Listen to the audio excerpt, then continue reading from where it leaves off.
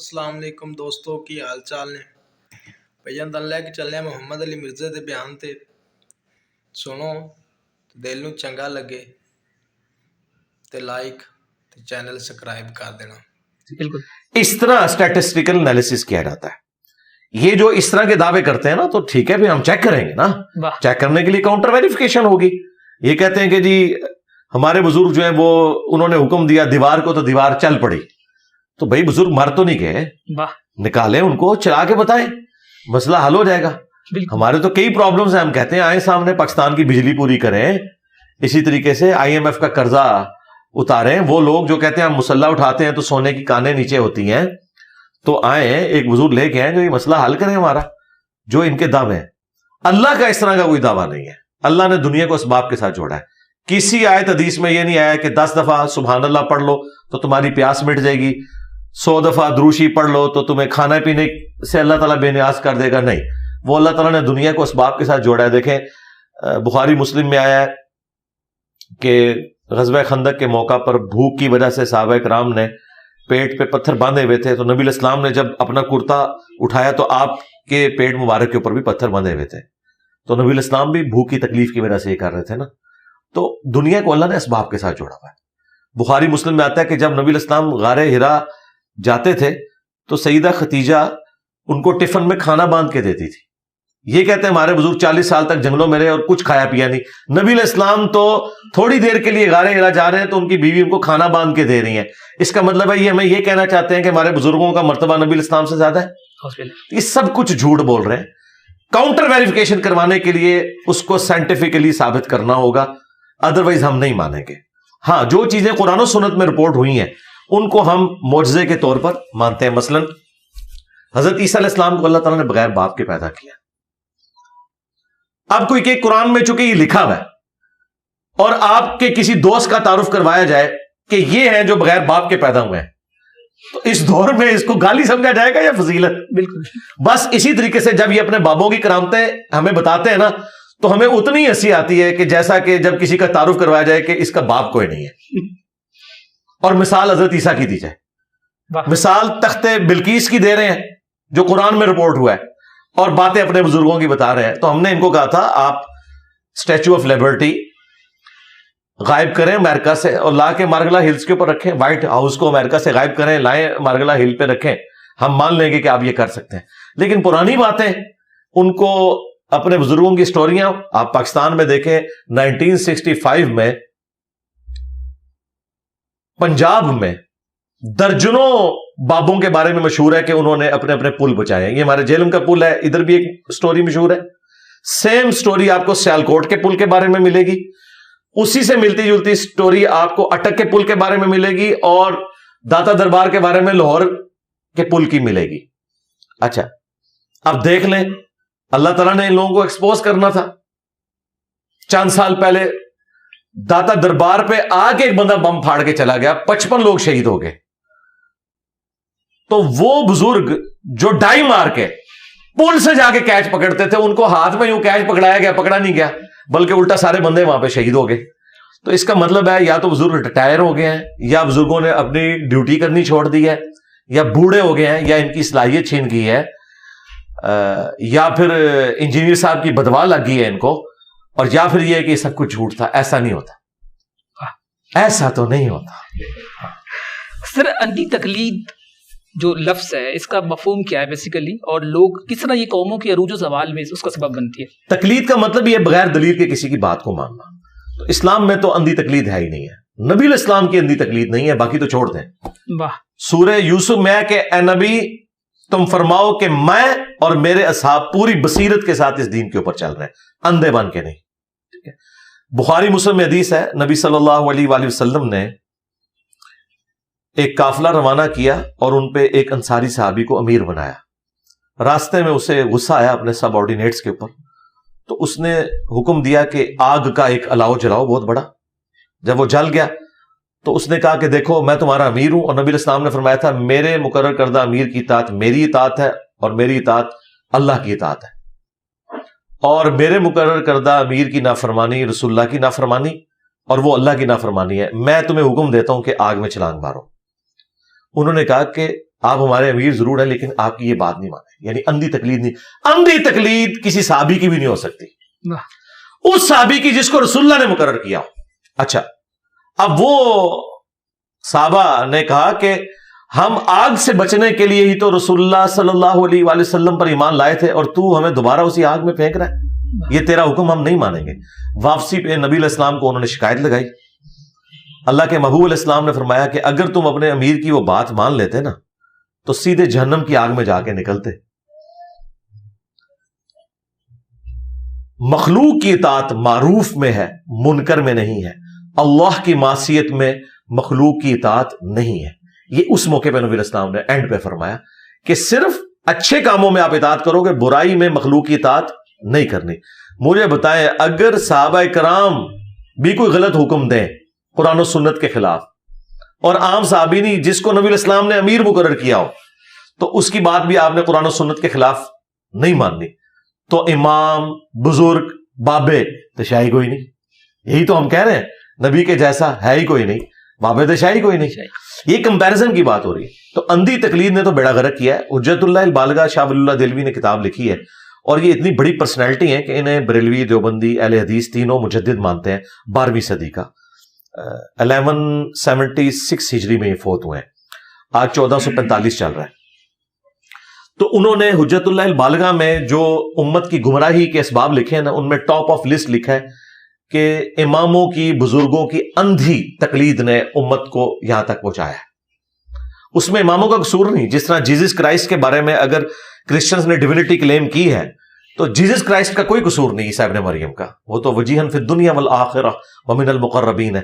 لیکن کرسچنز کو تو ہم کہیں گے نا کہ تم نے اپنے پیغمبر کا راستہ چھوڑ دیا ہے, پیغمبر کی تو یہ تعلیمات نہیں تھی.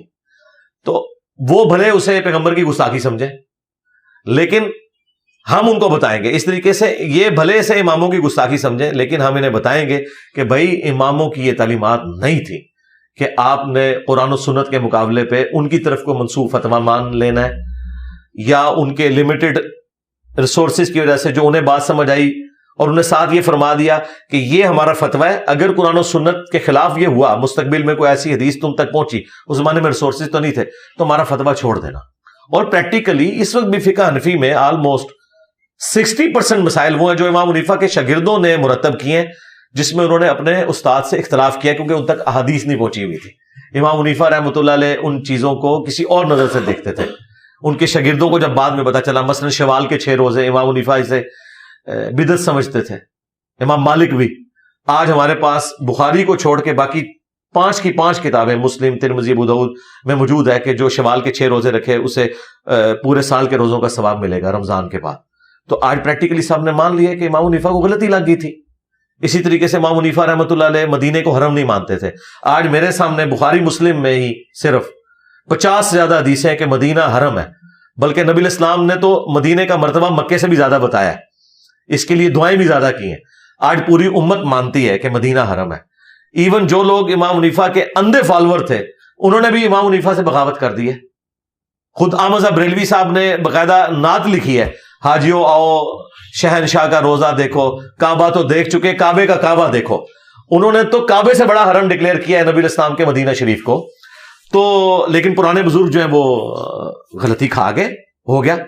عقیقے کو امام حنیفہ رحمۃ اللہ علیہ زمانے جاہلیت کی رسم سمجھتے تھے. آج بخاری میں حدیث موجود ہے, آج حنفی سب سے زیادہ عقیقہ کرتے ہیں. تو غلطی اگر لگ سکتی ہے بڑے سے بڑے بندوں کو, ان کو تو چھوڑ دے. حضرت عمر فاروق کو غلطی لگی. بخاری مسلم میں حدیث ہے کہ مسجد نبوی میں حضرت حسان ابن ثابت نعت پڑھ رہے تھے, حضرت ابو ہریرہ سن رہے تھے, حضرت عمر گزرے, بس صرف انہوں نے یوں کر کے دیکھا, ناراضگی کا اظہار کیا, بولے کچھ نہیں. تو حسان ابن ثابت نے کہا اس طرح نہ مجھے دیکھ, تجھ سے بہتر شخصیت مسجد میں ہوتی تھی, میں انہیں بھی نعتیہ اشعار سناتا تھا. تو انہوں نے کہا گواہ, انہوں نے کہا یہ ابو ہریرہ سے پوچھیں. ابو ہریرہ نے کہا کہ جی امیر المومنین, نبی علیہ السلام نے نہ صرف نعت سنی بلکہ آپ نے ان کے لیے دعا کی کہ اللہ روح قدس کے ذریعے حسان کی مدد فرما جس طرح تو نے عیسیٰ ابن مریم کی مدد کی تھی, وَأَيَّدْنَاهُ بِرُوحِ الْقُدُسِ. تو حضرت عمر جو ہیں وہ وہاں سے چلے گئے. یعنی اس واقعے سے آپ کو یہ پتا چلا کہ حضرت عمر کی بھی اندھی تقلید نہیں ہو سکتی. نمبر 2, حضرت عمر جیسے بندے سے بھی اتنی بڑی حدیث چھپی رہ گئی, جو یہ کہتے ہیں ہمارے بزرگوں کو نہیں پتا, جو انجینئر بتاتا ہے. بھائی اگر حضرت عمر سے چیز چھپی رہ سکتی ہے تو تمہارے امام بزرگ تو شاہی کوئی نہیں. नंबर 3, हजरत उमर ने कोई अकड़ नहीं दिखाई। जब उन्हें हदीस पहुंची तो उन्होंने यह भी नहीं कहा कि मैं खलीफा राशिद हूं, अलैकुम बिसुन्नती व सुन्नतिल खुलफाए राशिदीन अल महदीयीन। उनको पता था कि ये उन्हीं मामलात में जहां मैं कुरान और सुन्नत के मुताबिक चलूंगा, जहां मैं इससे हटूंगा तो फिर मेरा कोई रोब नहीं, मेरी इज्जत ही इसकी वजह से है। यही हमने इनको कहा है कि यार देखो, तुम्हारे बाबों ने इज्जत अवेल की थी अल्लाह और उसके रसूल के नाम के ऊपर, अगर वो अल्लाह रसूल के साथ गद्दारी करते तो उनकी इज्जत क्या, उनका तो ईमान भी मशकूक हो जाएगा। और ये वो लोग हैं जिन्होंने अल्लाह रसूल के साथ वफादारी की। हमने उनकी किताबें भी उनकी वफात के 1200 साल बाद अपने टेबल पे रखी है। अगर वो खुद आ जाए इमाम बुखारी, इमाम मुस्लिम, तो हम उन्हें अपनी आंखों पे बिठाएंगे, क्योंकि ये वफादार लोग हैं। इनकी लेगेसी, इनकी औलाद आगे नहीं लेके चली, इनकी कोई आप समझ लें आउटलेट नहीं थी जो चली है। मेरे साथ तो इनका रिश्ता भी कोई नहीं है, लेकिन आज दुनिया में करोड़ों इंसान इन्हें कितनी मोहब्बत से देखते हैं। अल्लाह ने उनका नाम रोशन कर दिया। जो बुखारी में हदीस है कि जब अल्लाह ताला किसी बंदे से मोहब्बत करता है तो जिब्राइल को कहता है अनाउंसमेंट करते हैं, फिर दुनिया उनसे मोहब्बत करना शुरू कर देती है। इसका यह मतलब नहीं कि जिसके साथ भी दुनिया अटैच हो जाए तो वलीउल्लाह है, वरना तो गुलाम कादियानी दज्जाल के साथ भी मिलियंस ऑफ पीपल जो है वो अकीदत रखते हैं। नहीं, वो जेन्युइन भी हो, ये बात जरूरी है। वरना हर कोई कहता है जी वो जनाब फलाने दरबार के ऊपर इतनी दुनिया इकट्ठी होती है। भाई गुरु नानक के मजार के ऊपर भी इतनी दुनिया जमा होती है, तो जाओ फिर सीखो, जाओ। इस तरह तो नहीं होगा सर। ये आजकल के जो भी मदारस है उनकी तमाम सूरत हाल आपके सामने है। अगर आप अपने बच्चे को आलिम दीन बनाना चाहें, या कोई शख्स भी ये ख्वाहिश करे, लोगों की ख्वाहिश होती है मेरा बेटा जो है वो आलिम दीन हो, तो कैसे वो आलिम दीन बन सकता है? अल्लाह का शुक्र है बहुत कम लोग हैं जिनकी इस तरह की ख्वाहिश रह गई है कि वो इस तरह के उलमाए दीन को समझते हैं कि हम बनाएं। वो चाहते हैं पढ़ा लिखा होना चाहिए, पढ़ा लिखा आलिम दीन हो जो लोगों को दीन सिखाए, फिरका वारियत न सिखाए। रह के मदारिस तो मेरी नजर में तो कोई ऐसा मदरसा नहीं है जो आलिम दीन बना के निकाले। हाँ, बरेलवी आलिम दीन, देवबंदी आलिम दीन, फिर आलिम दीन नहीं कहना चाहिए उसे, आलिम बरेलविया, इन बरेलवियत का आलिम, आलिम देवबंदिया, आलिम वहाबिया, आलिम शिया, ये तो है आलिम दीन। भाई ये बहुत मुश्किल बात है।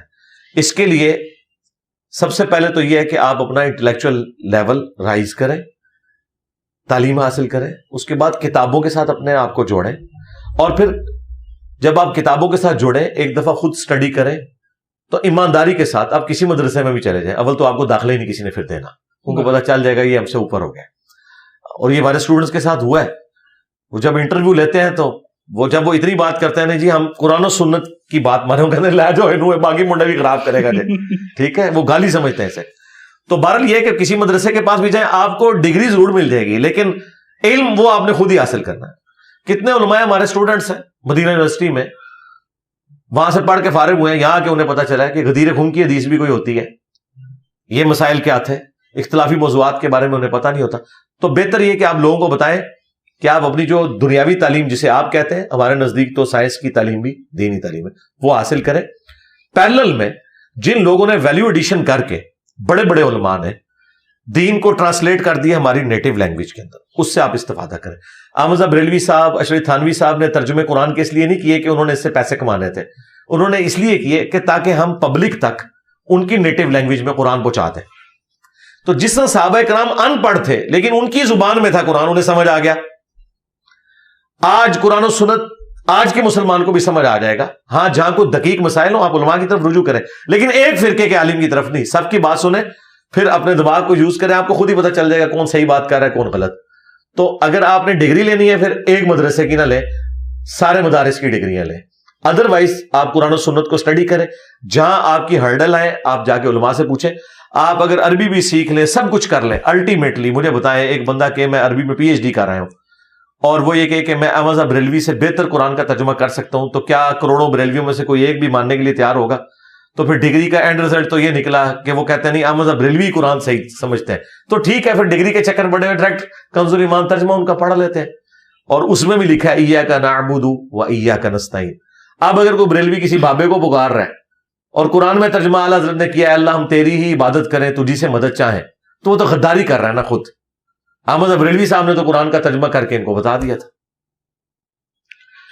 सर अगला सवाल ये है कि सर हमारे यहाँ पाकिस्तान में तकरीबन 80% जो बच्चे हैं ना, यानी इतने मसालक बन चुके हैं کہ وہ ڈیسائیڈ ہی نہیں کر پاتے کہ رائٹ وے کون سا ہے, کیونکہ کچھ اس کے پیرنٹس کا جو ایک بلیف ہے وہ اسے اس پہ فورس کریں گے. فار ایگزامپل اگر آپ کو دیکھے کسی نے رفع یدین کرنا شروع کیا تو اس کے پیرنٹس اگر وہ نہیں ہے تو وہ اسے فورس کریں گے, بلکہ اس کو باقاعدہ طور پہ غصے سے منع کریں گے. تو سر یہ جو اتنا, اس کا کیا سولوشن ہو سکتا ہے؟ سولوشن ہے وہی جو کر رہے ہیں, سلو اینڈ اسٹڈی یہ چینج آئے گی اور وہ آ رہی ہے. اب میرے بھائی جو آج کی ینگ جنریشن ہے, آپ اس کے ساتھ آرگومنٹ کے بغیر بات ہی نہیں کر سکتے. کب تک بدماشی کریں گے؟ میٹرک لیول تک زیادہ سے زیادہ. کالج یونیورسٹی کے اسٹوڈنٹس ماں باپ کی کوئی بات سننے کے لیے تیار ہے؟ تو ماں باپ نے اگر اپنی عزت بچانی ہے نا تو یا تو خود قرآن و سنت کا علم حاصل کریں اور کاؤنٹر ویریفائی کر کے ان کے ساتھ آرگومنٹ کریں.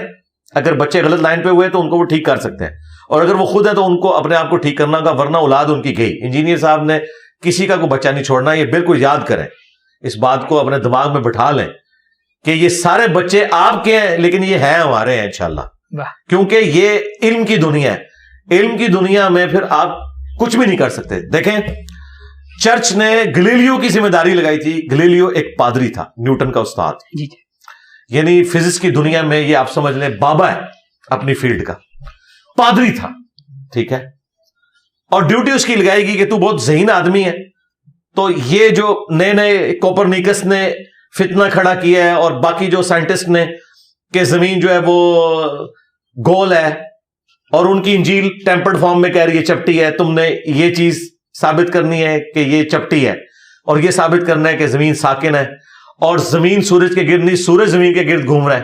اس کی ڈیوٹی انہوں نے لگائی. وہ چرچ میں انٹر ہوا تو اس نے نا, وہ چرچ میں نا ان دنوں بڑی بڑی لالٹینیں جو فانوس آویزاں ہوتے تھے اور اس کے آگے انہوں نے شیشے لگائے ہوتے تھے. اس نے وہ شیشے سے دیکھا تو اسے وہ جو پیچھے شعلہ تھا نا وہ بڑے سائز کا نظر آیا. اس سے اس کا آئیڈیا کلک ہوا کہ دوربین بنائی جا سکتی ہے چیزوں کو دور سے دیکھنے کے لیے, اور اس طریقے سے اس نے پھر دوربین بنائی. دوربین جب اس نے بنائی اور اس نے اجرام فلکی کو اپنی آنکھوں سے دیکھ لیا, اور سارے سٹارز اور سیارے یہ سارے جب دیکھنے شروع کیے, ان کی موومنٹ کا اس نے مشاہدہ کیا, تو اس نے بغاوت کر دی. اس نے کہا بھائی میں نے دیکھ لیا, میں کیسے مان لوں کہ یہ ہے اس طرح. اس کے پھر قتل کے فتوے جاری ہوئے. وہ تو خیر آہستہ آہستہ کر کے کسی طریقے سے اس کی بچت ہوئی, لیکن وہ پھر اس طرح سلسلہ چلا. تو کعبے کو مل گئے پاسباں صنم خانے سے. کرسچینٹی کے بھی فرسودہ نظریات کے اگینسٹ جو لوگ کھڑے ہوئے وہ انہی کے چرچ سے لوگ کھڑے ہوئے تھے, خواہ پروٹیسٹنٹ کھڑے ہوئے یا سائنس کی فیلڈ میں یہ لوگ کھڑے ہوئے. اور آج دیکھ لیں ان کا حال کیا ہے. اتنے سے ایک ملک کے اندر ہے جو ہمارے جیلم شہر سے بھی چھوٹا ہے, ویٹیکن سٹی, یہ ان کی ٹوٹل اوقات ہے. کدھر پوری دنیا میں صلیبی جنگیں پوپ کے آرڈر سے نکلتی تھی, اور کہاں آج یہ حالت ہے کہ اس کی بات بھی سننے کے لیے کوئی روادار نہیں ہے. یہ ان کے ساتھ ہو جانا ہے, مولویوں کے ساتھ اور ان کے اندھے فالوورز کے ساتھ. ہم اللہ کا شکر ہے اپنی کوشش کر رہے ہیں. ہم اپنے اسٹوڈنٹس کو کہیں گے آپ پیسیو ریزسٹنس جاری رکھیں, بس صرف کالج کا انتظار کریں. کالج میں تو نہ ایک چرسی پوڈری بچہ قابو آتا ہے اپنے ماں باپ کے, تو آپ تو پہلے ہی دین کے اوپر ہیں.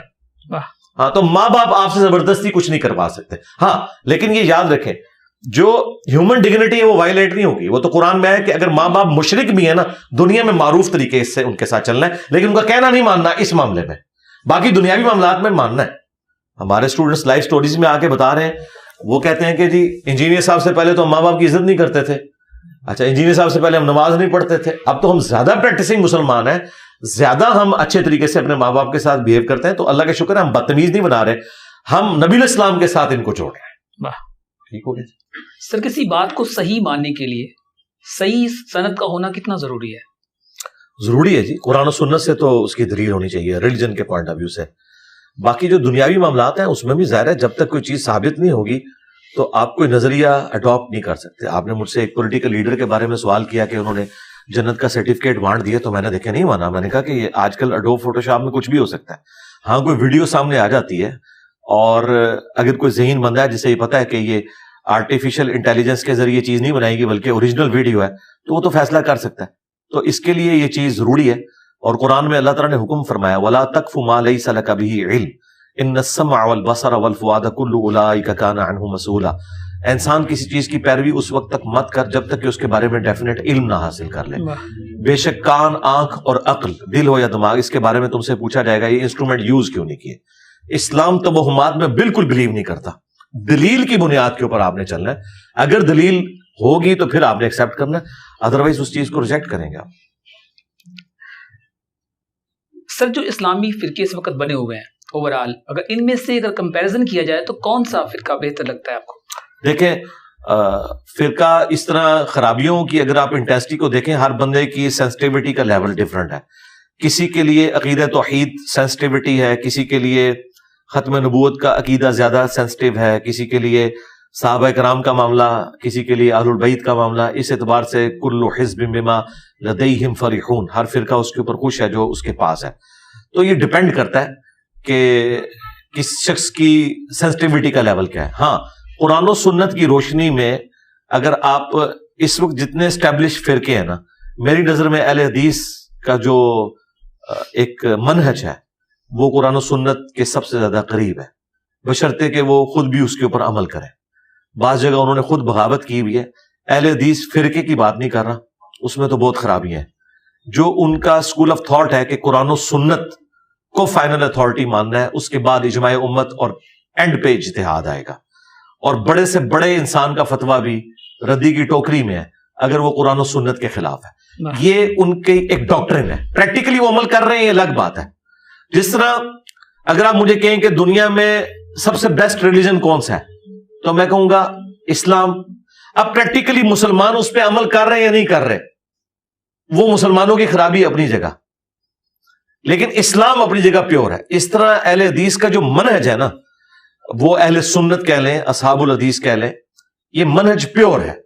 باقی اس کے اوپر کوئی عمل کر رہا ہے یا نہیں کر رہا وہ ایک الگ بات ہے. وہ تو میں سارے فرقوں کی چیزیں ہائی لائٹ کرتا ہوں انکلوڈنگ اہل حدیث. سر لبرل مسلمان کے بارے میں کیا تصور ہے آپ کا؟ لبرل مسلمان سے مراد اگر کوئی یہ لے رہا ہے نا کہ تمام مکاتب فکر کو آپ سپیس دیں, ایون دوسرے مذہب کے لوگوں کا بھی حق ہے کہ وہ دنیا میں زندہ رہیں, اور پاکستان کے آئین میں یہ چیز ہے کہ غیر مسلموں کو بھی بنیادی حقوق ملیں گے. پاکستان کے جھنڈے میں بھی وائٹ کلر جو ہے وہ غیر مسلموں کے لیے رکھا گیا. پھر محمد علی جناح کی جو 11 اگست 1948 کی تقریر ہے, اس میں تو انہوں نے کہا تھا کہ آپ آزاد ہیں, اپنے چرچز میں جا سکتے ہیں, اپنے کلیساؤں میں جا سکتے ہیں, اپنے مندروں میں جا سکتے ہیں, اپنی مسجدوں میں جا کے اپنے اپنے طریقے کے مطابق اپنے ریلیجن کو پریکٹس کریں. اگر اس طرح کا معاملہ ہو, اس کو اگر کوئی سیکولرزم یا لبرلزم کا نام دیتا ہے, ظاہر ہے کہ ابھی ٹرمز وقت کے ساتھ چینج ہو رہی ہیں نا. اب بینکنگ تو خود ہم اس کے خلاف ہے, لیکن آج اسلامک بینکنگ ہے, ٹرم تو ہم نے وہیں سے ڈیوائز کرنی ہے نا. ہماری اس وقت جتنی ماڈرن ٹرمنالوجیز ہیں, اسلامک ڈیموکریسی لی تو ہم نے گوروں سے ہوئی ہے نا, تو اس کو ہم نے اسلامک کہہ کے, جس طرح اسلامک بینکنگ ہے, اسلامک ڈیموکریسی ہے, اسلامک لبرلزم بھی ہو سکتا ہے, اسلامک سیکولرزم بھی ہو سکتا ہے. لیکن اگر آپ بائی ڈیفینیشن دیکھیں تو ڈیموکریسی تو کفر ہے, لیکن اسلامک ڈیموکریسی کیا ہے کہ قرآن و سنت کے دائرے میں حلال کے اوپر آپ ووٹنگ کروا سکتے ہیں, حرام کے معاملے میں نہیں کروا سکتے, تو کہتے ہیں ہاں اسلامک ڈیموکریسی ہے. تو ٹرم ڈیوائز کی جا سکتی ہے. ٹرم تو ہمارے بزرگوں نے پتہ نہیں کیا کیا ڈیوائز کی ہیں, اور وہ آج تک اس طریقے سے چل رہی ہیں. ٹرم ڈیوائز کی جا سکتی ہے. تو اس اعتبار سے دیکھیں تو لبرل مسلمان سے مراد اگر کوئی شخص یہ لے رہا ہے کہ وہ تمام فرقوں کو سپیس دیتا ہے پھر تو ٹھیک ہے. اور اگر لبرل مسلمان سے مراد وہ یہ لے رہا ہے کہ میں نے اپنی مرضی کی زندگی گزارنی ہے, صرف میں نے کلمہ پڑھ کے پاکستان کے شناختی کارڈ میں مسلمان ہونا ہے, تو صرف پاکستان کے شناختی کارڈ میں وہ مسلمان ہے, اللہ کے حضور وہ کافر ہے جب تک وہ اسلام کو پریکٹس نہیں کرتا. یعنی جو نماز ہے, روزہ, حج, زکوٰۃ اور باقی معاملات, وہ شناختی کارڈ کا مسلمان ہے. تو اس قسم کے لبرل مسلمان تو مسلمان ہی نہیں ہے. اور اگر آپ اس طرح کے لبرل مسلمان جو کہہ رہے ہیں بس اپنے کام سے کام رکھیں گے, ہم اپنا نماز روزہ کریں گے, کسی کو چھیڑیں گے نہیں, کسی کو تنگ نہیں کریں گے, ہر بندے کا رائٹ ہے کہ وہ اپنی زندگی گزارے, صرف علمی اختلاف اس سے کریں گے, ڈیبیٹ تک رکھیں گے بات, اس کی لائف ونریبل نہیں کریں گے, تو اس طرح کے لبرل مسلمان تو سارے ہی ہونے چاہیے. واہ سر, اگلا سوال یہ ہے کہ یہ تھوڑا سا یو کین سے دیٹ جو لوگ آپ سے سوال اٹھاتے ہیں موسٹلی آپ کو بھی جب آپ کام کر رہے ہیں, وہ یہ کہتے ہیں کہ اللہ کے نبی صلی اللہ علیہ وسلم نے جب بھی کسی میں کوئی برائی دیکھی ہے تو آپ نے اس کا نام اسپیسیفائی نہیں کیا, آپ نے اس کو باقاعدہ طور پہ نام لے کے اس کی برائی بیان نہیں کی. تو کیا ایسے پاسبل نہیں ہے کہ ہم کہیں کہ فلاں شخص نے یہ کام کیا ہے جو کہ صحیح نہیں ہے, حدیث کی روشنی میں ہم یہ بتا دیں, بجائے اس کے کہ ہم اس کا نام ہائی لائٹ کریں, سمجھنے والے سمجھ جائیں گے نا کہ کیا نہیں. یہ تو بات ہی آپ کو غلط بتائی گئی ہے. قرآن پورا بھرا پڑا ہے یہود و نصارہ کی خرابیاں بیان کی ہیں اللہ تعالیٰ نے, یعنی کہ نام ہم جی نام مینشن کیا ہے اللہ تعالیٰ نے. یہود و نصارہ کی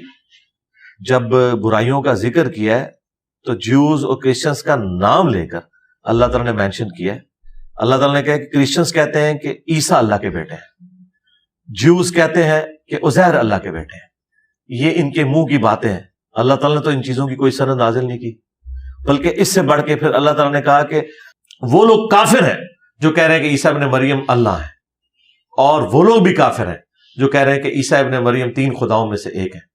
تو اللہ تعالیٰ نے جوز, کرسچنز, ایون مشرکین عرب کو بھی مینشن کر کے ان کی برائیوں کا ذکر کیا. یہ ہو نہیں سکتا کہ کسی کمیونٹی کو آپ مینشن کیے بغیر ان کی برائی کو ہائی لائٹ کریں. دنیا میں کہیں بھی ایسے نہیں ہو سکتا. البتہ اس میں ایک ڈگنیٹی والا پہلو یہ ہے کہ آپ نے کسی کو گالی نہیں دینی. قرآن میں آیا کہ آپ نے کسی کے جھوٹے خدا کو گالی نہیں دینی, ورنہ وہ آپ کے سچے خدا کو گالی دے گا بغیر علم کے. لیکن رہا علمی ڈیبیٹ, تو نبی الاسلام نے جیوز اور کرسچنز کی غلطیوں کو بائی نیم مینشن کیا ہے. بخاری مسلم میں درجنوں حدیث ہیں, اس سے بڑھ کر قرآن میں ہے. تو یہ تو اسی طریقے سے ہوگا. دوسری بات, جو لوگ ہم پہ یہ اعتراض کر رہے ہیں ان سے ہم یہ پوچھتے ہیں کہ وہ خود کیا کر رہے ہیں. خود تو ان کے بزرگوں نے بائی نیم ایک دوسرے کے فرقوں کو کافر قرار دیا ہوا ہے. تو آپ کسی مورل گراؤنڈ پہ کھڑے ہی نہیں ہیں ہمیں یہ بات کہنے کے لیے. ٹھیک ہے, یا تو آپ کہیں کہ آپ کے بزرگ کافر تھے, گمراہ تھے, جنہوں نے یہ طریقہ اڈاپٹ کیا جو انجینئر اڈاپٹ کر رہا ہے. لیکن انجینئر صاحب کہاں سے اپنا یوٹیوب چینل سے تمام ویڈیوز ڈیلیٹ کر دیں گے. اتنا حوصلہ تو پیدا کرو. لیکن ان کو بھی پتا ہے کہ اسی طرح ہوگا. احمد بریلوی صاحب نے بائی نیم دیوبند, اہل حدیث, شیعہ اور قادیانی کافروں کو بھی ساتھ شامل کر کے کہا کہ یہ سب کے سب مرتد واجب القتل ہے, ان کا ذبیحہ بھی حرام ہے, خواہ 1,00,000 دفعہ بھی اللہ کا نام لیں. اور یہ احکام شریعت میں فتویٰ لکھا انہوں نے. تو کیا ان کو نہیں پتا تھا؟ اس کے مقابلے پہ جب دیوبند نے المحند علی المفند لکھی ہے تو انہوں نے کہا کہ احمد بریلوی اور ان کی پوری جماعت ایک شیطانی لشکر ہے جو ہم پہ حملہ آور ہوا ہے, جس طرح انبیاء کے اوپر شیاطین حملہ آور ہوتے تھے. تو یہ ایک دوسرے کا نام لے کے یہ سب کچھ بتاتے ہیں. آپ ان سے پوچھیں یہ آپ کیوں کر رہے ہیں, وہ کہیں گے بھائی جب تک بتائیں گے نہیں تو کیسے پتا چلے گا. تو مجھ سے کیوں ڈیمانڈ کر رہے ہیں؟ مجھ سے اس لیے ڈیمانڈ کر رہے ہیں کہ انہیں پتا ہے کہ گل بات گئی ہے. تو اب اس طریقے سے کوئی بات لے کے ہے نا, اگر کہیں کہ قرآن و سنت کا یہ سٹائل ہے, وہ تو یہ نہیں ہے.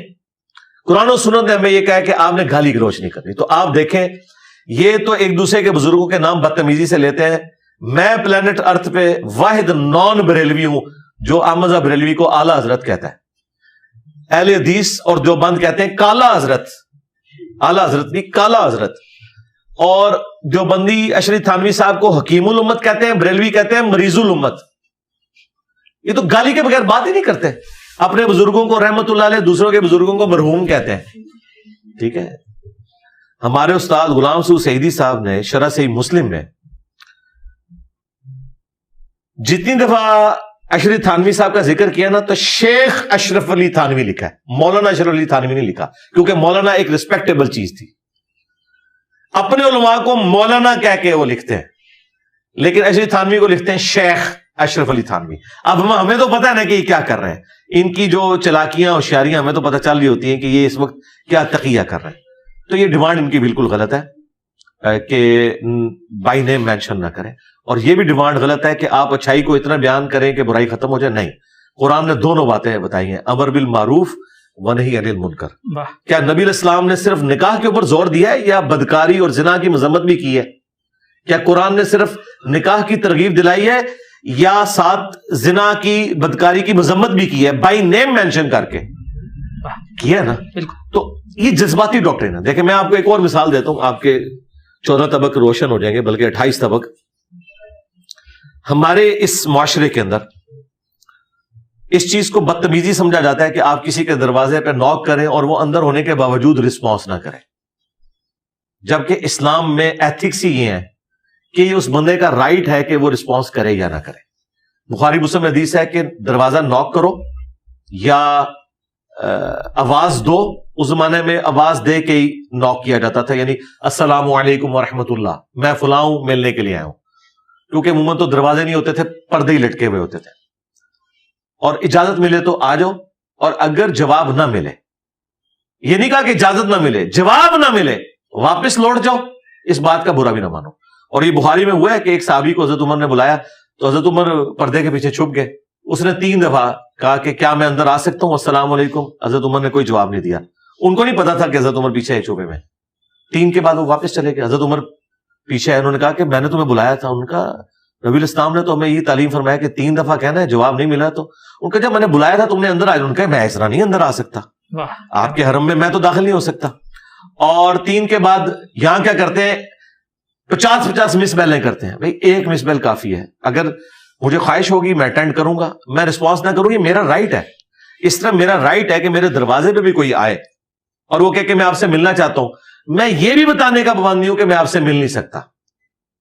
یہ جو اکثر لوگ کہتے ہیں نا کہ جی بتا دو گھر میں کوئی نہیں ہے, یہ بھی بتانے کی ضرورت نہیں ہے. اسلام یہ کہتا ہے کہ بس وہ 3 بار بیل دے اور جائے, کیونکہ یہ میرا رائٹ ہے. کیونکہ میں پبلک اکاؤنٹ ہولڈر نہیں ہوں, میں ایک عام آدمی ہوں نا. پبلک اکاؤنٹ ہولڈر تو یہ کہہ سکتا ہے جو ملازم ہے وہ بھی دفتر کی آتا ہے, گھر میں تو آپ اس کو نہیں کریں گے نا. تو یہ ہے وہ ایتھکس جو ہمیں اسلام نے سکھائی ہے. لیکن ہم ایتھکس یہ سمجھتے ہیں کہ اس طریقے سے ہو کہ جب بھئی آپ کی ذمہ داری ہے کسی کو بھیج دو, یا کم از کم اندر سے کہو کہ میں مل نہیں سکتا, یا بچہ بھیجو. اسلام کہتا ہے اس کی کوئی ضرورت نہیں ہے. تو ہم نے یہ چیز لرن کرنی ہے. اب دیکھیں ہمارے پاس تو بیسک کئی چیزوں میں ایتھکس موجود ہی نہیں ہے. ہم سے زیادہ گوروں میں ایتھکس ہے. میں نے خود یعنی گوروں کو, چائنیز کو دیکھا ہے, بڑے سے بڑا بھی آفیسر ہے, وہ اپنے لیے یہ آنر فیل کرتے ہیں کہ اگر آپ 2 جا رہے ہیں نا اکٹھے اور آگے کوئی دروازہ آ گیا تو وہ ایک سٹیپ آگے کر کے دروازہ کھولے گا. ٹھیک ہے, وہ یہ نہیں دیکھے گا کہ اسٹاف کا بندہ ہے, یہ آفیسر ہے, میں سینئر ہوں, نہیں, وہ آنر فیل کرتے ہیں اس کے اندر. اور یہاں پہ تو پیر جو ہیں وہ گاڑی سے نیچے نہیں اترتے.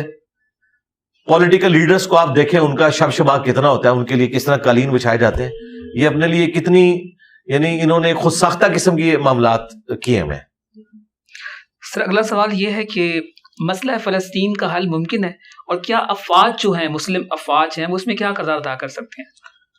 افواج نہیں, سب سے پہلے تو مسلمانوں کے حکمران جو جن کی بات بھی ہوگی دنیا میں, افواج کو تو دنیا نہیں مانے گی نا. دنیا یہاں پہ موسٹلی یہ ہوتا ہے نا اتھارٹیز ان کی, جیسے بے شک اتھارٹی ہونا, یہ یہاں جتنی مرضی اتھارٹی اپنی دکھاتے رہے, دنیا نہیں ان کی بات سنتی. دنیا ان ملکوں کی بات نہیں سنتی جہاں پہ وہاں کا آرمی چیف یا کوئی ڈکٹیٹر ان سے بات کرے. وہ کہتے ہیں جاؤ بندہ لے کے آؤ یار. ٹھیک ہے, یہ ہمارے ملک میں ہے کہ ڈیفنس منسٹر کی کوئی اوقات نہیں ہے. امریکہ کے ڈیفنس منسٹر جو ہے وہ ایک چٹکی میں آرمی چیف, نیول چیف کو فارغ کر سکتا ہے. ٹھیک ہے نا, وہاں تو بھائی ڈیموکریٹک ویلیوز ہیں, وہ ان لوگوں کے ساتھ بات نہیں کرتے. وہ کہتے ہیں لاؤ اپنا بڑا لے کے آؤ, جس بڑے کو عوام نے چنا ہو. یہاں کوئی ویسے ہی کوئی بڑا بنتا رہے تو لاتا بات ہے. جس طرح یہاں پہ مولوی اپنے آپ کو بڑا پھوپھا سمجھتے ہیں, لیکن جب گورا اسلام کو اسٹڈی کرتا ہے وہ مودودی صاحب کو پڑھتا ہے. وہ کہتا ہے ان جاہلوں کو پڑھنا ہے جن کو بیسک ٹرمنالوجیز کا نہیں پتا. ہم اس کو پڑھیں گے جسے پتا ہو کارل مارکس کون ہے, جسے لینن کا پتا ہو, جس نے سوشلزم کو, کمیونزم کو بھی اسٹڈی کیا ہو. پھر اس سے بات کرتے ہوئے بھی ہم اچھے لگتے ہیں کہ وہ پھر ہمیں جب سمجھائے گا کہ اسلام کیا ہے اور یہ کیا ہے تو ہمیں سمجھ آئے گی. یہ لوگ ویسے کہتے رہے مفتی اعظم پاکستان. ٹھیک ہے, مفتی اعظم پاکستان تو بھائی مودودی صاحب ہیں, مرنے کے بعد بھی اور اپنی زندگی میں بھی. یہ جتنا مرضی اپنے آپ کو بڑا کر لیں, دنیا میں ان کو کوئی عالم ماننے کے لیے تیار نہیں. اس طریقے سے ان کی بھی یہی حالت ہے. یہ آپ چھوڑ دیں, وہ پرائم منسٹر سے بات کرتے ہیں, جو ملک کا کنٹری ہیڈ تو وہ ہے جو عوام کا نمائندہ.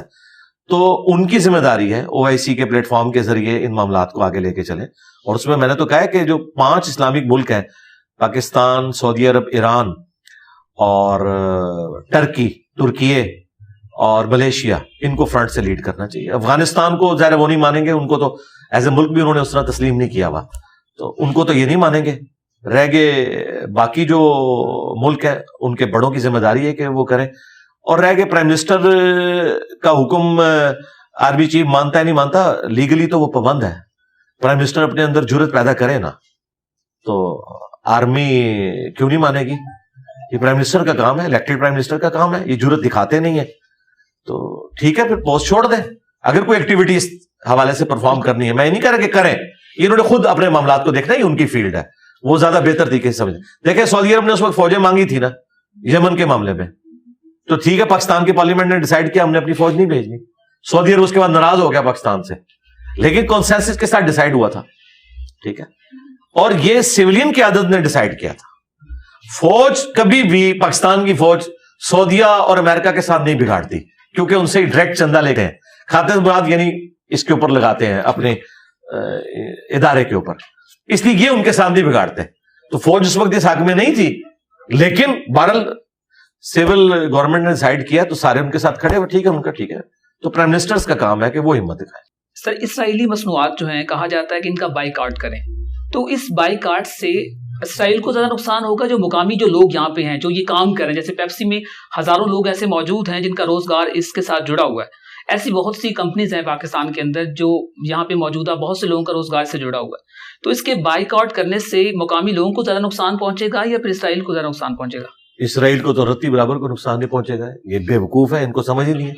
اور دوسرا یہ جو مولوی آپ کو یہ کہہ رہے ہیں نا, ابتدا ان سے کرتے ہیں. ہم چلاتے ہیں مہم, سارے مولویوں کے اسمارٹ فون لیتے ہیں اور کیمرے میں ویڈیو بنا کے نا ان کے اوپر پتھر مار کے ان کو توڑتے ہیں اور کہتے ہیں یہ دیکھیں مولانا نے سب سے پہلے اپنی قربانی دی ہے. پیپسی تک تو میں نے ان کو پہنچنے نہیں دینا. اس کا یہ مطلب نہیں ہے کہ میں کوئی کولڈ ڈرنکس کے حق میں ہوں. میں تو پیپسی پیتے ہی نہیں ہوں, نہ میں تو کولڈ ڈرنکس اور بیکری کی چیزیں تو میں استعمال ہی نہیں کرتا. تو مجھے تو کوئی انٹرسٹ نہیں. لیکن میں یہ بتانا چاہ رہا ہوں کہ اگر یہ مخلص ہے نا تو کتنے علماء ہیں بائک آٹ کرنے والے, انہوں نے اپنا موبائل توڑا ہے. یہ ساری ٹیکنالوجی ان کی ہے. پھر اس سے بڑھ کر اسرائیل کا سب سے بڑا سپورٹر تو امریکہ ہے. اس وقت $40 بلین ہر سال وہ دیتا ہے اسلحے کی مد میں. ابھی اس جنگ کے لیے $100 بلین انہوں نے مختص کیے ہیں اس جنگ کے لیے اسرائیل کو. تو امریکہ کی تو ساری پروڈکٹس کا بھی بائک آؤٹ ہو جائے گا. تو یہ اپنے ہی بائک آؤٹ کریں گے. انہوں نے جو کپڑے پہنے ہوئے ہیں نا, یہ بھی کسی نہ کسی درجے میں اسرائیل اور امریکہ کے ساتھ جڑے ہوئے ہیں. تو ٹھیک ہے, پتے پہنے اور یہ جنگلوں میں چلے جائیں, چھوڑے ہماری جان. اس طرح نہیں ہوتا. نہ کہیں پہ یہ اس بائک آؤٹ کا کوئی فائدہ ہوتا ہے, نہ کسی کا جھنڈا زمین پہ لگانے سے, نہ اس کے اوپر کوئی چیز چڑھانے سے, نہ کسی کے پتلے کو آگ لگانے سے کچھ ہوتا ہے. بھائی آپ نے کرنا ہے تو یہ کریں کہ آپ بھی تعلیم میں اتنا اوپر جائیں کہ آپ کے پاس بھی نوبیل پرائز آئیں, آپ دنیا کو کنٹریبیوٹ کریں, دنیا کو لیڈ کریں. آپ F-16 کے اوپر رو رہے ہیں, ان کے پاس F-35 ہے. 16 دونی 32 تے وچ 3 اور جمع کر لو. لیکن صرف اس نعرے کے پیچھے لاجک کیا ہے؟ یہ نعرہ کیوں لگایا گیا؟ وہ یار بیوقوف ہے نا, جی بیوقوف ہے. اور آپ کو جذبات کے پیچھے, تو جہاں یہ نعرہ لگا ہونا آپ نیچے لکھیں علماء کرام سے گزارش ہے اپنا موبائل فون توڑ کے اس کی ویڈیو ریل ٹائم جاری کریں تاکہ ہمارے ایمان میں اضافہ ہو. واہ. اور ٹائم قیامت تک ہے. سر, سعودی عرب اور ایران کا فلسطین ایشو پر کیا فائدہ ہے؟ یعنی کہ کیا یہ سب اسلامی اخوت کے تحت اس کا حل چاہتے ہیں یا بس کوئی مفاد کے تحت سب کچھ ہو رہا ہے؟ سعودیہ تو مفاد کے تحت کر رہا ہے کیونکہ اس کی تو مجبوری ہے عرب کے حق میں بولنا. ایران تو جنرلی ان کو سپورٹ کر رہا ہے, آج سے نہیں, حزب اللہ کو, حماس کو کئی ڈیکیڈ سے سپورٹ کر رہا ہے. اور یہ اسلحہ جو ہے یہ بغداد شریف یا اجمیر شریف والوں نے نہیں دیا حماس کو, یہ ایران شریف کا ہی اسلحہ ہے, روس شریف کا اسلحہ ہے جو ایران فائنانس کر کے ان تک پہنچاتا ہے. یہ کسی بزرگ نے نہیں ان کو اسلحہ دیا ہوا, نہ سعودیہ نے دیا ہوا. عرب ملک تو بہت بزدل ہیں, یہ تو کبھی بھی ان کے ساتھ کھڑے نہیں ہوتے. 1967 کے بعد جب سے انہیں مار پڑی ہے تو ان کا تو ڈنگ ہی اسرائیل نے نکال کے رکھ دیا. سر, یہ آخری سوال ہے کہ کیا محدثین مختار سقفی کے دعوے نبوت کو صحیح کہتے ہیں؟ 2 طرح کے گروہ ہیں. ہم تو ان کے ساتھ ہیں جو دعوے نبوت کو غلط سمجھتے ہیں. ہم تو نہیں سمجھتے کہ دعوے نبوت اس نے کیا تھا. اور اس کا ثبوت یہ کہ سنن کبریٰ البیہقی میں موجود ہے کہ عبداللہ ابن عمر خوارج کے پیچھے بھی اور مختار سقفی کے ماننے والے جو تھے خوشبیہ, انہیں خوشبیہ کہا جاتا تھا, ان کے پیچھے نمازیں پڑھا کرتے تھے اور باقی لین دین کا معاملہ بھی کرتے تھے. اگر اس نے دعوی نبوت کیا ہوتا تو اس طرح نہ ہوتا. باقی یہ یعنی مشہور ہے کہ ایسا کیا ہے, کچھ انڈائریکٹ احادیث سے بھی آئیڈیا ہوتا ہے, لیکن کوئی پیٹ بات نہیں کہ جس کی بنیاد کے اوپر اتنا بڑا فتویٰ لگایا جا سکے. لہٰذا میں ان بعض شیعہ علماء اور بعض سنی علماء کے ساتھ ہوں جو اس کے دعوے نبوت کے قائل نہیں ہیں. لیکن یہ بھی حقیقت ہے کہ شیعہ علماء میں بھی بہت سے علماء کی یعنی جو تعداد ایسی ہے جو مختار سقفی کو برا سمجھتے ہیں. اور یہ تو ایران والوں نے جب مختار نامہ فلم بنائی ہے تو تھوڑا یہ ماڈریٹ ہوئے ہیں, ادروائز اسے برا ہی سمجھتے تھے. اہل سنت میں تو میجارٹی برا سمجھتی ہے, لیکن جو اہل علم ہے وہ انصاف کے ساتھ کام لیتے ہیں. تو میں تو اس کے بارے میں نرم گوشے رکھتا ہوں. ایک صحابی رسول کے بیٹے بھی ہیں اور ہمارا سینہ انہوں نے ٹھنڈا کیا ہے. ابن کثیر اتنا مخالف ہے اور خود شامی ہے, اس کے باوجود مختار سقفی کی اس نے تعریف کی ہے کہ اس نے مسلمانوں کے دل ٹھنڈے کیے ہیں قاتلین حسین.